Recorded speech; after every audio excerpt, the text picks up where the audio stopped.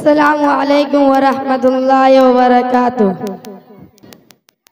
فرش مخمل پہ سونے والوں، تم کو قبروں میں سونا پڑے گا۔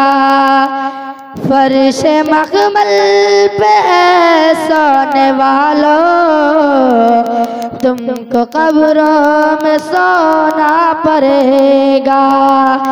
اپنے اعمال کا جائزہ لو، ورنہ محشر میں رونا پڑے گا۔ چھوڑ دے زندگی کا یہ میلہ، جائے گا تو یہاں سے اکیلا۔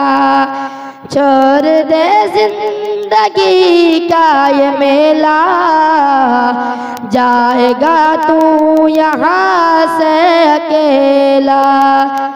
خوبصورت ہنسی یہ بدن ہے، اس کو بے جان ہونا پڑے گا۔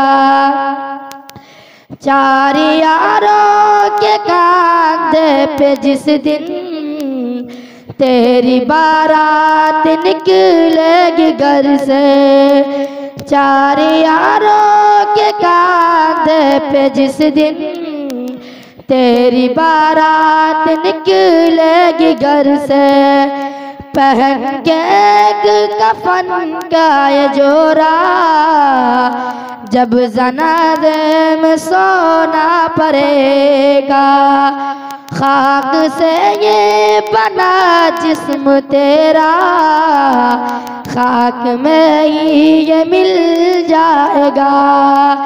ایک روز یہاں پہ تو آیا، ایک روز تو جانا پڑے گا۔